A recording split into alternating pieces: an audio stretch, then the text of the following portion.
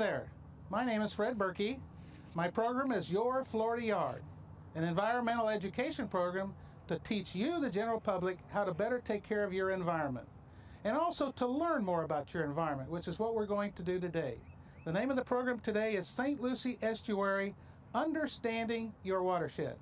I have two wonderful guests with me today, Boyd Gonzalez and Paul Miller. Boyd is the lead environmental scientist with South Florida Water Management District, and Boyd has been with the South Florida Management for over 21 years. Currently, he is conducting water quality assessments within the watersheds of the St. Lucie Estuary, Southern Indian River Lagoon, and providing technical support to the North Palm Beach Comprehensive Everglades Restoration Project and the restoration plan for the Loxahatchee River. Paul received his Bachelor of Science degree in biological sciences from Cornell University. He has 30 years of water resource experience in South Florida, having worked for South Florida Water Management District in a variety of capacities and for the Loxahatchee River District as Director of Water Resources. He currently serves as Water Resource Manager in Martin County's Office of Water Quality. Gentlemen, it's awful good to have you. Good morning, Fred. Crickets. I think we're going to start off. A lot of people really don't understand what a watershed is. In fact, I have a little bit of a problem here too. So Boyd, I'll start with you. Exactly what is a watershed? Well, I guess to look at it and try to put it into simplistic terms, if we start and refer to the St. Lucie Estuary, for example, the watersheds of the St. Lucie Estuary could be considered almost all of Martin and St. Lucie County. But by definition, a watershed would pertain mostly to a creek, a tributary, or canal, and the areas around that tributary or canal that drain to that specific area. In the case of Danforth Creek, where we're standing right now, that is a watershed within itself. So those properties and those areas that drain to Danforth Creek would be considered the watershed of Danforth Creek. So I guess if you look at it from that standpoint, if you look at the St. Lucie Estuary watershed, a large watershed, within that watershed there are several sub-watersheds or sub-basins that make up the entire watershed of the St. Lucie Estuary. Well, Paul, where do we find watersheds? He got a little bit, but I'm a little bit confused because watersheds literally encompass all of Martin County. Exactly. Anywhere you find land and rainfall, you're going to find a watershed. Basically, it's the area of land that contributes storm water out to the estuary. So you'll find watersheds throughout Florida. Well, then, any part of Florida, then, is really part of some watershed, correct? It's often described, the South Florida Water Management District boundary is defined by the Kissimmee-Okeechobee Everglades watershed. But again, within that watershed are lots and lots of smaller components. As Boyd said, standing here at the St. Lucie, we have probably 50, 60 different tributaries to the St. Lucie. The large canals built by the South Florida Water Management District and the Corps of Engineers. And we've got lots of smaller tributaries, such as the one we're standing on here today, that all contribute water to this receiving body. They're all considered watersheds. So everything sort of flows downhill, so Absolutely. So any part of Florida would be a part of a watershed. Is Florida itself a huge, big watershed? Or do you break this down into different? I noticed you said South Florida Water Management was a watershed in itself. Yeah, there's the 5 water management districts throughout the state have basically hydrologic boundaries or watershed boundaries. Okay. And when you get into watersheds, a lot of time we refer to the receiving water body. In this case, where we are, it's the St. Lucie Estuary. Well, all right, I don't know which one to have you take here, but exactly how does a watershed function? I mean, if you've got this watershed, exactly what happens? Basically, it's the land mass that contributes storm water to a certain tributary. So when it rains, the water falls within the watershed and eventually finds its way to the mouth. The example here, of course, is Danforth Creek, but the same would be said of Willoughby and Fraser and Warner and all these other creeks and tributaries that are watersheds to the St. Lucie. In addition, you have a couple of major watersheds, such as the C44, the St. Lucie watershed, C23 and C24 watersheds up there on the North Fork. But they're all considered watersheds, anything that contributes stormwater to the St. Lucie. Well, I think my next question would be, maybe you can take this, Boyd. How do we as humans and plants and all of the animals, I mean, what influence do we have on these watersheds?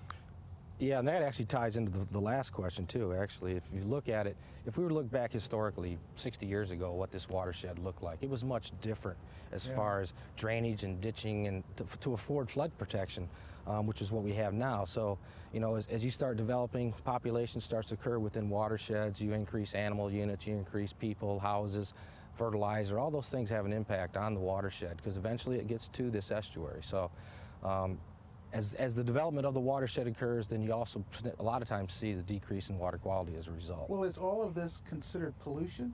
I mean, is that what we're after, or could it be clean water that's also part of it and flowing down? Well, in the case of the estuary, too much fresh water would be considered, you know, a detriment. So it's not, okay, so too much fresh water could be problematic as well as pollution then? Yeah, too much and also not enough. I mean, there's a fine line for what an estuary needs. That's interesting. Now, I noticed that somebody mentioned the hydrologic functions. Exactly, you know, sort of explain that. Well, when we refer to the hydrologic functions, it's basically you're talking about water. And for South Florida, almost all of our water comes from rainfall. We get somewhere between 50 and 55 inches of rainfall a year, which is a significant amount.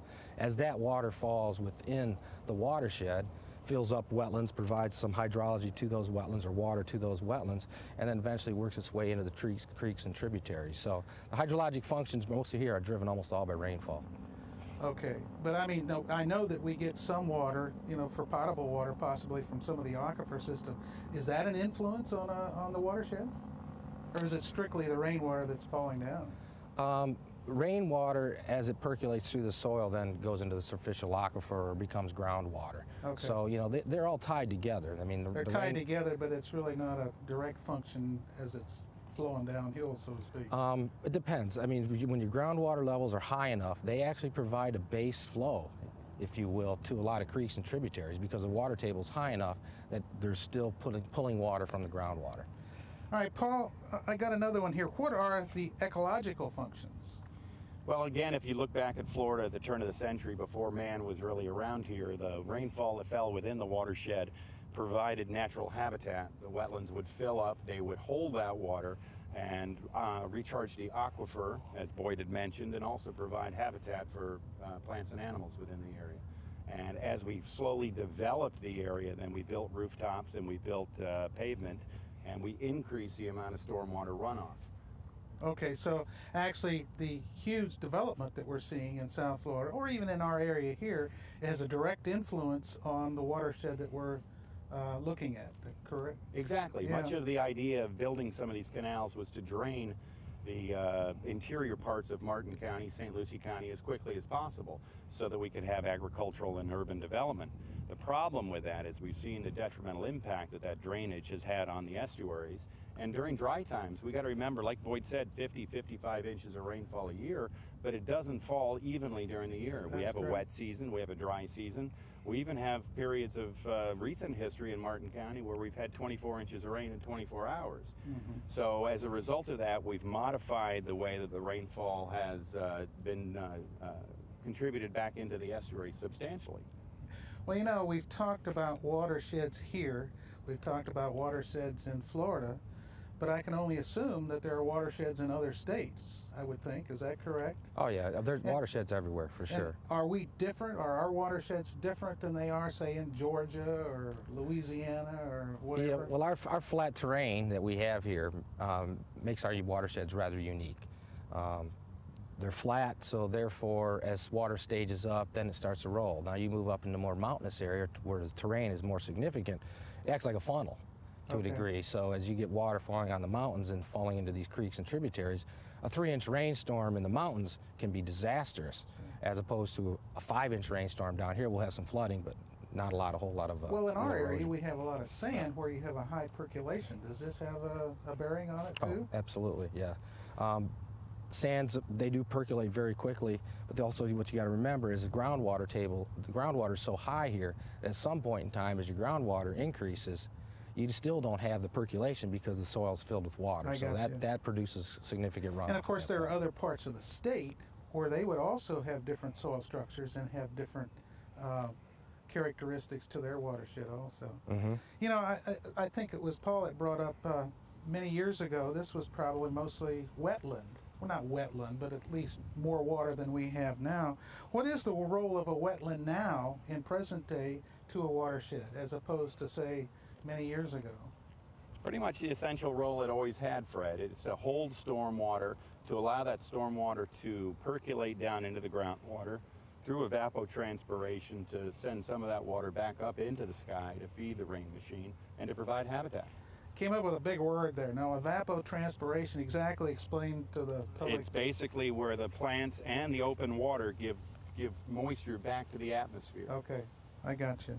Now, we've shifted over the years. We talked about a little bit about having too much water. Currently, we're not having enough water. And I'm not so much thinking that possibly is this from the rainfall. I mean, this year we possibly could be in a drought.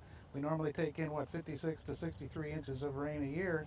This year it's way down. But what influence does the water coming down this creek have on the watershed? In other words, we're lowering. We don't have as much water that we used to. Is that the right concept? Or? I think just this year is a bit of an abnormal year in terms of the amount of rainfall we've had. But keep in mind, we've built a system of flood control canals and pumps and things that get rid of the stormwater as quickly as possible. Again, during this particular dry season, we've seen very little rainfall, and we see a lot of our natural systems as well as our man-made lakes are dropping significantly. Well, I mean, here I'm thinking that we should save this water because we have more population increase. We're actually limiting the amount that we have to go around. I mean, what are we doing, and what is the watershed? How is the function to that? I mean, is this a way of saving our water? Well, the current drainage system, the way it stands, works very well for flood protection. But what it does as a result is pushes the water very quickly to the receiving water body, i.e. the estuary. But as we move forward with the comprehensive Everglades restoration project, the C-44 reservoirs, the C-23, 24 reservoirs, the 10 Mile Creek reservoirs, all in Martin and St. Lucie County, a good portion of that is to store additional water and treat it prior to releasing. You're talking about C-44. Exactly what is that? I mean, what are these different reservoirs that you're talking about? Well, the C-44 is located along the C-44 canal, which is the canal that connects Lake Okeechobee to the South Fork of the St. Lucie estuary. So it's not a canal. The reservoir isn't the canal. Is it adjacent to the canal? Yeah, it's just north of the C-44 canal, and actually in this case, it's a reservoir of roughly around 3,600 acres, and then around 6,500 acres of that is a stormwater treatment area, STA, or in other words, a man-made wetland. So, in other words, a reservoir is an area where you're trapping the water and keeping it for a period of time so it doesn't flow, directly into the estuary and out into the river and so forth? Anytime that you can store water and slow the velocities down, things settle out. There's a thing called assimilation and attenuation. What that is the uptake of nutrients by plants and animals is what that refers to. So it's a filtering effect as well as putting the water back into the aquifer? Would that be a way to do it? Well, there's definitely will be some seepage that will occur, but for the most part, the water will be treated through this large system. And it is large. It's going to be large enough to see from a satellite from space. But that water then would be released back in, and timing would be different. The distribution of that water would be different back into the C-44. All right, little confusing there. Now, you said that it stays in this. In other words, is this a lined reservoir? I mean, No, it's an above-the-ground impoundment. That holds water. Right. Some of it percolates. By percolation, it filters out the water, and then it goes back into the soil structure. Some of it, and then the rest of it will be run through the stormwater treatment area or the man-made wetland before then being released back to the canal system. Now, I know one of your big functions is this watershed management. Tell me what that is. Well, what we're trying to do in the Office of Water Quality is a smaller scale of what the Water Management and the Corps of Engineers are doing with that comprehensive Everglades restoration program. We see here at the mouth of Danvers Creek this very large shoal. It's sand that's been deposited by all the stormwater that's come down very rapidly as a result of all the development back up here in the watershed. What we don't see are all the other pollutants that are in that water. There's oil and grease, there's nutrients, there's excess fertilizers, animal waste, etc. And that also comes down with this water. So what the Office of Water Quality is doing is moving into some of the older neighborhoods in Martin County and providing what's called a retrofit. We go into an area that's already developed and was built prior to the new regulations that require people to build these stormwater retention ponds on site, and we actually start constructing these stormwater retrofits to provide water quality polish. Well, I'm not sure this is quite the area to talk about this, but you brought up retention areas. I know we have detention and retention. Sort of give us what the difference is there and exactly how it's used.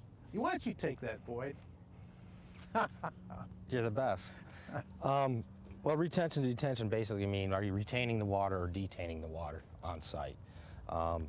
And that's afforded in a couple different ways, either through a wet pond or through a stormwater treatment area like a man-made wetland. Obviously, if you can hold the water and not release it, that's the best. And by holding on to it and then slowly releasing it, you do clean up the nutrients and remove a lot of the pollutants, put it back into the system. All right, now we're seeing some problems here because we're on Danforth Creek, and I think you said that the material is coming down very fast. Is this strictly due to the population increase?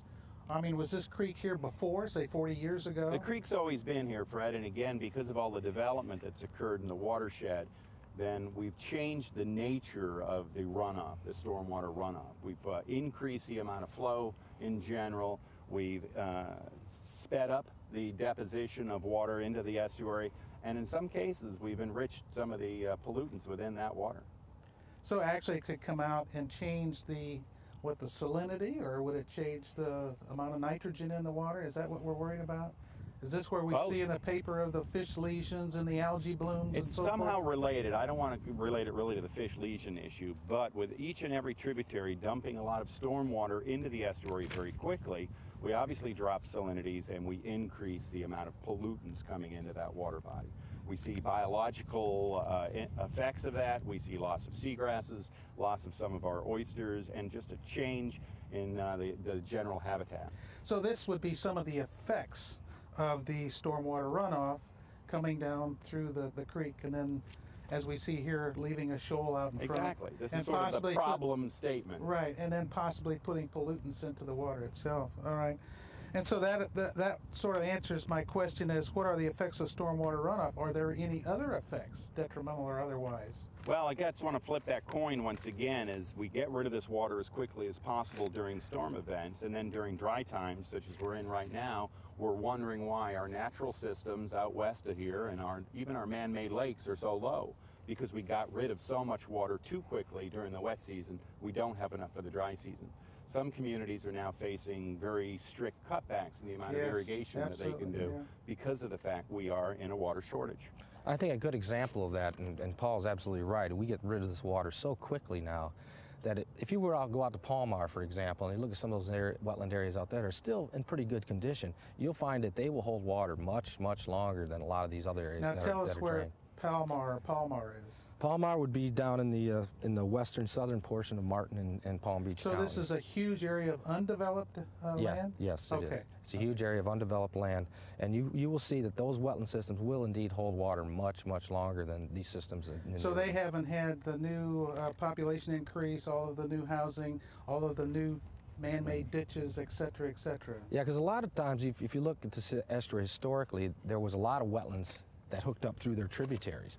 And those systems would hold water for longer periods of time. And then as the spring rains came and they flushed out, they would provide a lot of nutrients that at the right time for zooplankton and phytoplankton for the fisheries population that would be then coming on in the spring. So whoa, it's a complicated system. It I'm really sure is. it is, and it sounds that way. But I think boiling it all down, when you have increased population, you have this increase of water flow coming down, and it can cause some problems.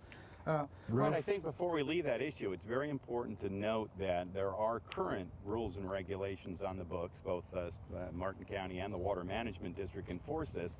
New developments are required to build retention-detention facilities to hold some of this stormwater. It's our older neighborhoods that sometimes are problematic because we developed them prior to any rules being there, and basically we've got houses just butting up against houses. And that's where we have the opportunity to go in and do some of these stormwater retrofits. Now that's what we're talking about, a retrofit, and we're going to go into that quite at length. So you actually answered my next question. What are some of the solutions or solutions that we would have to correct these problems? Any more than what you've already discussed?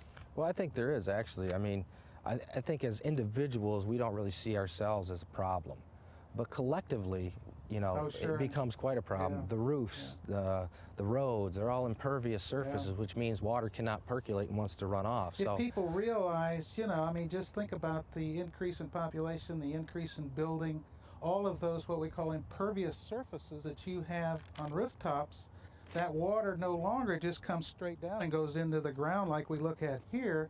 It's actually coming off, going into streets, impervious surfaces, going into culverts, and then ends up in our estuary. a lot of storm drains just drain directly to the estuary. Yeah, so this could be quite a problem.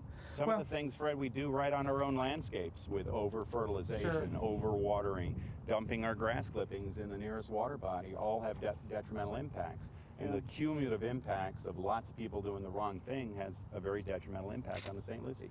Well, that's excellent. You know, we've covered a lot here. You've sort of found out what a watershed is. Actually, it's water coming down, I mean, in simple terms, it's just water coming downhill and ending up in the river, estuary, wherever it might be. And it is problematic, and we've discussed on that. I think what we'd like to do now is go to a typical retrofit that we're going to? Absolutely. We'll take you to one of the ones that we've recently finished up, and it'll give you an example of what one of these stormwater retrofits might look like and how it best functions. All right. Let's the three of us get together and we'll take a look. Let's go. All right.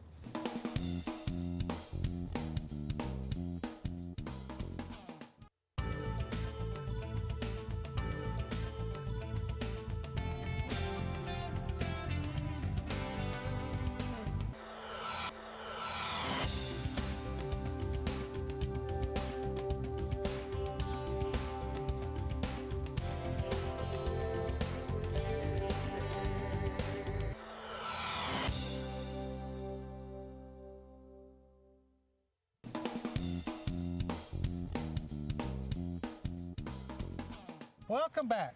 Well, we're in a different part of the county. We are at the Salerno Creek retrofit, and I'd like to tell you a little bit about it. I guess we'll start off with you, Paul. Exactly what is a stormwater retrofit?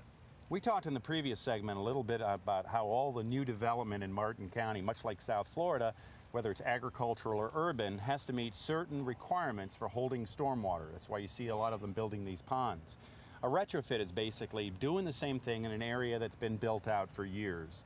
And we come in and we build them a stormwater retrofit, a stormwater pond, much like we see right behind us. This Salerno Creek project serves about 630 acres of land that was developed back in the 50s, 60s, and 70s prior to us having any water quality storage requirements on the books. Well, what are the different types of retrofits? I mean, is this one kind? And this then is you an have example, correct, Fred. Oftentimes we use vegetated systems. We talked a little bit about the C44 reservoir and the fact that there's a stormwater treatment area. Stormwater treatment areas tend to be shallow water, about a foot, foot and a half deep, and very highly vegetated. This particular one uses some plantings along the edges of the pond, but it's predominantly open water system. Okay, you're talking about vegetative water systems or retrofits. Do we have any of these around the county? We certainly do. Up at Golden Gate, for example, that's an example of a project that is totally vegetated. The vegetation slows the water down, it uptakes the nutrients and allows for certain pollutants to drop out. This thing works very similarly also, but is not as vegetated. It's more open water. Now I notice here that you've really made this into not only the function that you want, but it's quite beautiful and it can be used almost like a park setting. Is the other retrofit, the vegetative, the same way? Where possible, we always try to have that multi-functionality going on. We want these things to be a real amenity to the neighborhood. People get a little nervous when they hear that we're going to come in and construct something that's going to clean up stormwater because they have in their mind it's going to be some stagnant, nasty water. This is an excellent example, as you said, of an area that has multi-function. It's recreational, habitat, we've put out fountains out here, and we really encourage the neighbors to use it as a passive recreational park. Well, you know, Boyd, we've got these two different types. I know you're involved in the quality of the water and so forth. What exactly, now he's told us the difference, but why do we have the different types? Well, they have different treatment efficiencies, if you will. The lake system typically is not going to be quite as efficient as a wetland system. Ideally, what you would do is you have the two together, and they call it a treatment train, where you'd actually run this water into the lake system and then run it through the wetland system, which is what we're doing with a lot of the SERP projects. And that way you benefit from a double treatment of the water running through the system. Well, now you brought up something right there, the benefits. Exactly what is the overall benefit, of course, to the county and to the residents that are surrounding the different areas of the retrofit? Well, when I talk about benefits, mostly I'm referring to nutrients, nitrogen and phosphorus, and in this case, if we're going to talk a little bit about phosphorus, you can get up to 50 to 70% reduction in phosphorus concentrations coming through this system. And when ultimately this Salerno Creek dumps into Manatee Pocket, so it's going back into, as we referred to. So it still filters into other things, or goes into or flows into other areas? Yeah, this particular system drains into the Manatee Pocket, part of its watershed, if you will. All right, I'm going to get back to you, Paul. How exactly do you take care of these? Is there a management? Is there things that you have to do to take care of it, make sure they're working properly? There's always some management required in these systems. We try to make it as low maintenance as possible. Again, we've got to come in here occasionally and mow, excuse me, a little bit around the area. We keep an eye on the water quality. Martin County has some water quality testing that we do out here to make sure these things are working well. But in general, we try to make them as maintenance-free as possible. We're letting Mother Nature do the work here rather than establishing some high technology type of thing that we need to keep a lot of input into. Now, Boyd, of course we've explained it, but walk me through this a little bit. I notice we've got this out here. What happens to the water when it gets to a different level? What is this little, looks like a baffle box or retaining area over here? Exactly how does the whole thing work? Well, simply put, there's two inflows to Salerno Creek over here on the backside of the creek.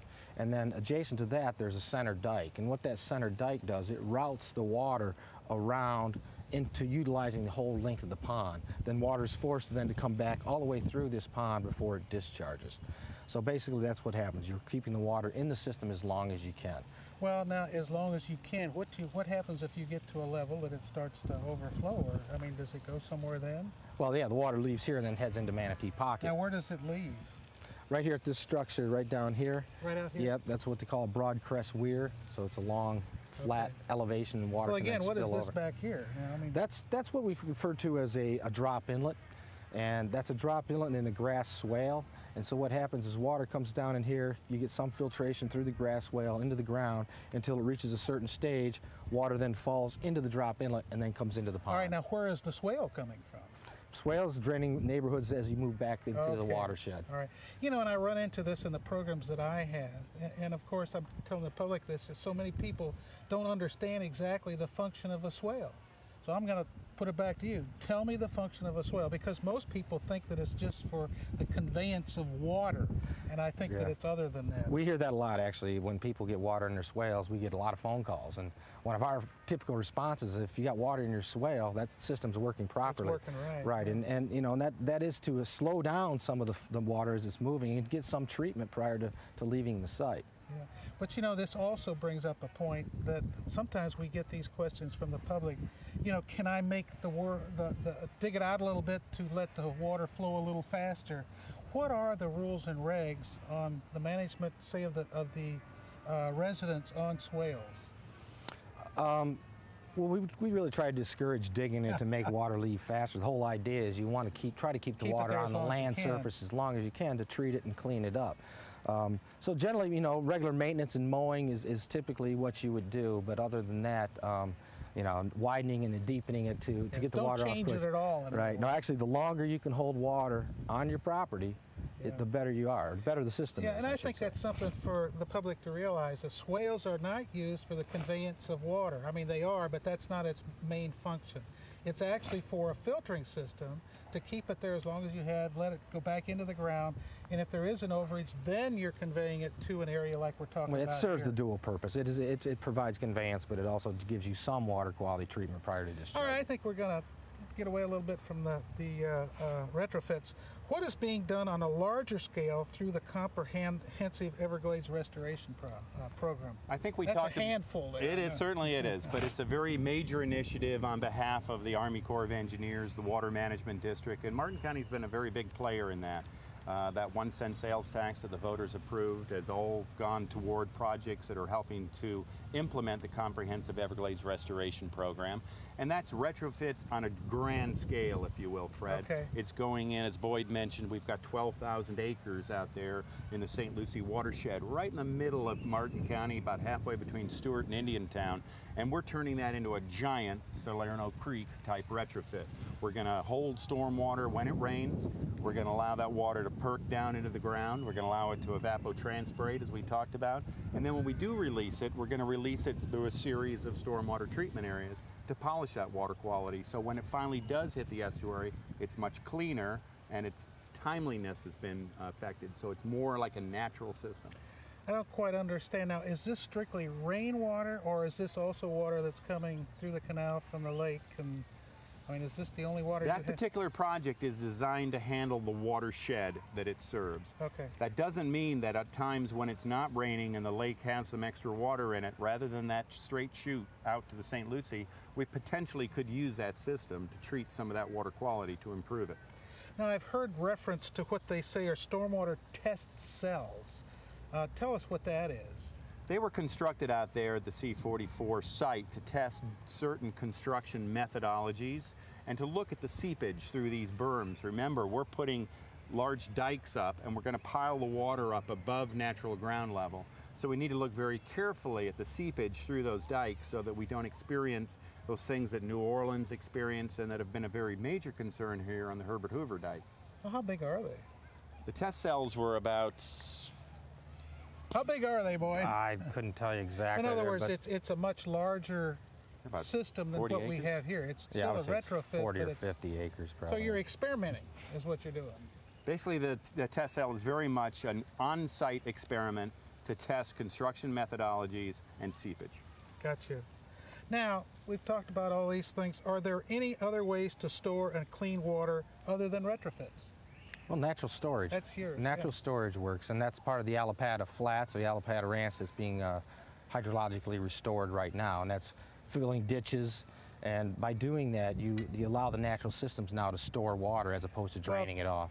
Tell us, or tell the public, where the Alapata is in Martin County. Alapata is out on 714, straight west of Palm City. It's about 19,000, 22,000 acres that we've purchased, along with Martin County, for hydrologic natural storage restoration. Okay, is this a wetland, or is this just normal? It's a mosaic of wetlands and uplands.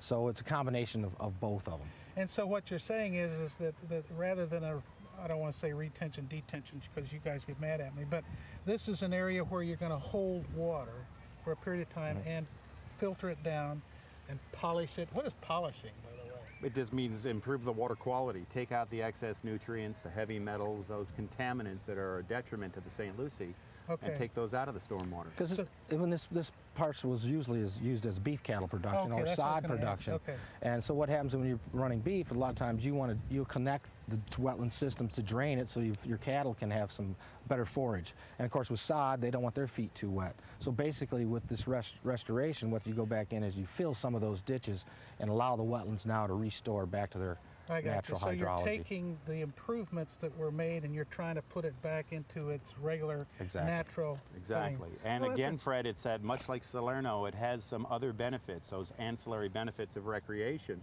Water Management and the Parks Department of Martin County have just opened up the area to allow people access onto Alapata for passive recreation, for hiking or biking or whatever. Well, how large of an area do you need to have to make one of these similar to what Alapata is? Well, they're really two different systems. I mean, in this case, in this retrofit, land is scarce, so we don't have a lot of land. Okay. To give you an example, new development goes in, let's say it's 100 acres. Typically, your stormwater ponds are going to be somewhere between 12 and 15% of the land. So you're talking about 10 to 12 to 15 acres.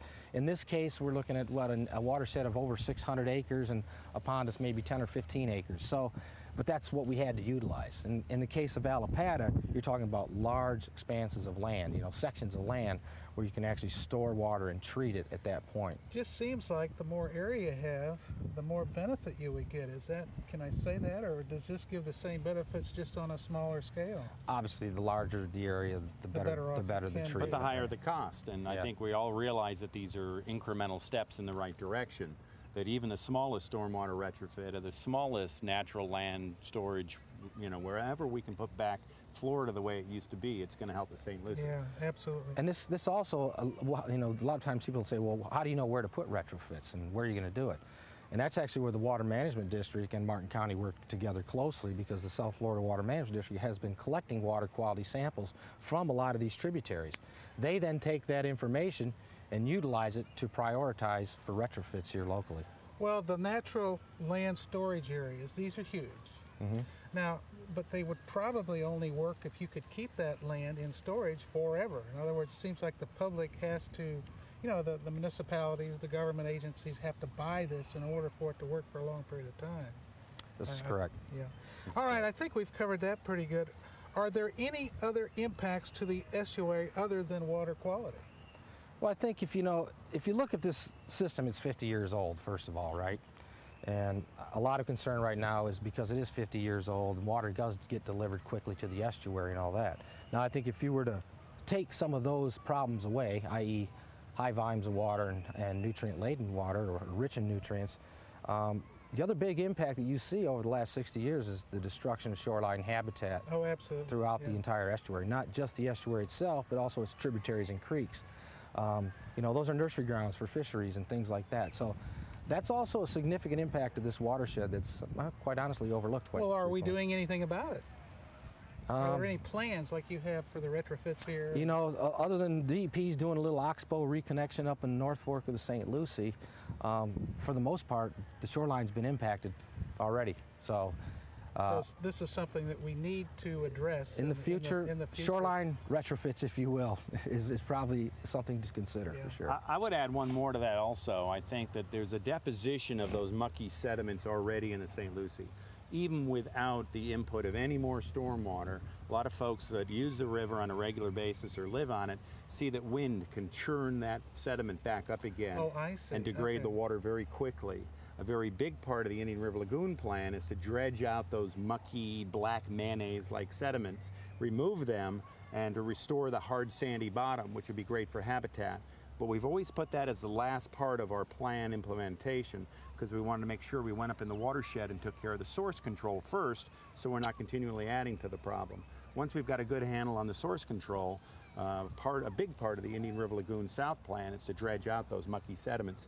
Water Management District and the county are moving forward on sort of a test project, if you will, at Manatee Pocket, and we're going to start dredging out some of those sediments to field test some of these techniques. What are you going to do with this, quote, mayonnaise type substance? Can we make mayonnaise out of it? Right now we have a consultant looking at the material very specifically to find out if there's any problematic constituents. We're quite sure there's not, but there's always the question of where can we put this stuff in a safe place, and is there a utilization? Is it a good top dressing? Is it good because of its organic level? Is it high enough to be able to put it down prior to putting down sod? Is there a useful purpose for this mucky sediment? It would seem if you could find a useful purpose. Maybe we could contact, Elizabeth Arden. She could use this as mud packs, facials. Anyway, at this point, normally, because we're pretty well done with the show, I usually have the tip of the month, but I'm going to throw it back to these guys. What do you have for tips for the residents that they can better take care of their, quote, watershed?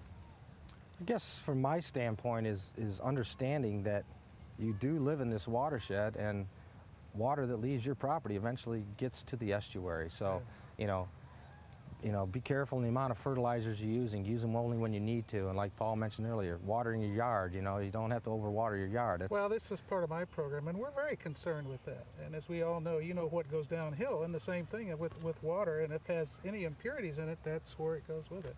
Paul, what about you? I just think, if you're a homeowner and you have a rooftop and you have some maybe pavement out in front of your house and you drive a car, you're impacting the system. It may not be much, but you and all your neighbors, cumulative impacts are substantial. And Fred, I'd say back to you, I know your Florida Yards and Neighborhoods program has given folks a lot of tips on what they can do in their very own little residential site to improve the quality and quantity of water that comes off that.